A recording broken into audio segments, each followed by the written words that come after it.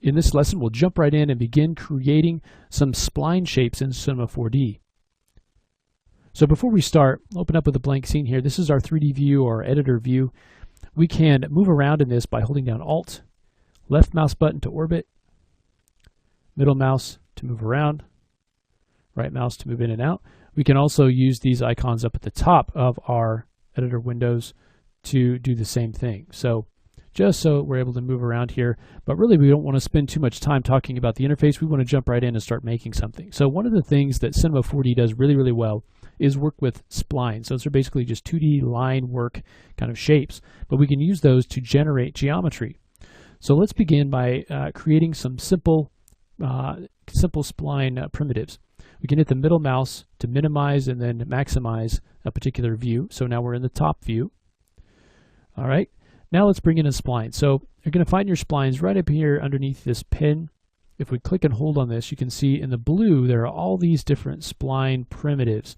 So ready-made shapes that we can bring in and use. So for our purposes, we're going to make some cool little Space Invader kind of alien shapes. And the important thing is that you get a kind of feel for combining these together. I don't necessarily want you to make what I'm making exactly. You can if you want to, but don't feel like you have to. But let's say we want to create some of these little aliens. So I'm going to start with a simple circle, and then let's bring in also a star. So we've got a circle and a star, and we can choose the circle, and you can see that the circle exists here in our object manager on the right hand side. This is kind of just a list of everything in our scene. Down below that we have attributes that we can modify. So we can change the radius, we can set certain things where it's got a middle like a donut. We can change the plane that it's being created along. So as this is a primitive right now, we're going to have all these attributes. Now we'll look at in a minute converting this to an editable spline, and that's going to change the attributes that we have here. Going to eliminate those. So let's say we want to create kind of an octopus sort of shape. So we'll take our star and we can kind of move it down to the bottom a little bit.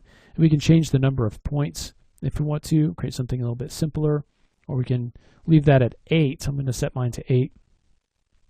And what we want to do now is create a combined spline for this, right? We don't want just the star and the circle. We want a spline that's sort of the outline.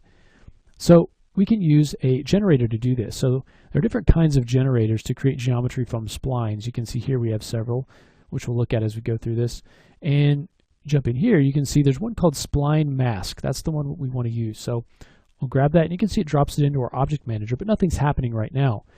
In order for Cinema 4D to know what to do with this spline mask, we need to drop these splines that we want to use underneath this node here. So if we take our star and just click and drag it underneath, you can see the little arrow change.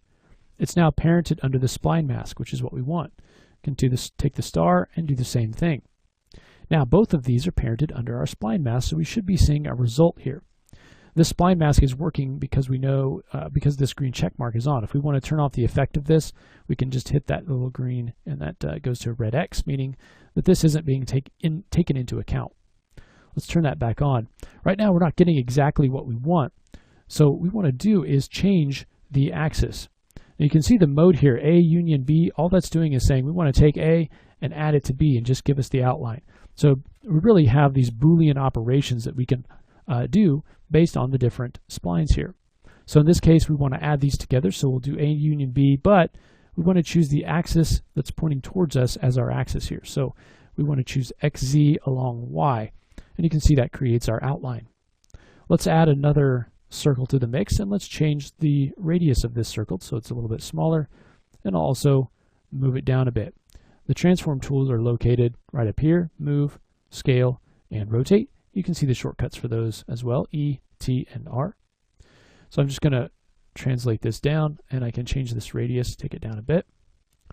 Now if I want to take this spline mask, the resulting spline, and bake it down into just a regular spline, I can do that by either right-clicking and say Make Editable, or there's also a Make Editable button over here. And that works with all the primitives as well. So now we've taken away that node, we've taken away the original splines, and now we're left with just this spline that creates that shape. Now if we'd like to combine this spline with another, in this case this circle, let's make that circle editable. So now we have two basic splines. We can select both of these, right click, and let's say connect objects and delete. That'll connect those into one single spline and get rid of the originals.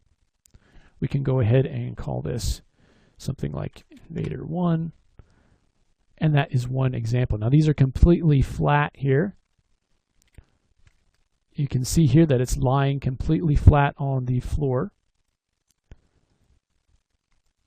So it's kind of just a 2D flat shape.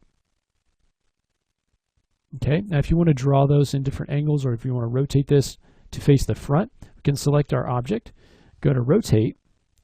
We can begin to rotate this, and you can see right here in the heading, pitch, and bank, this is set to 8, so I'm just going to set that to 90 degrees, and now it's facing us, and we can rotate that.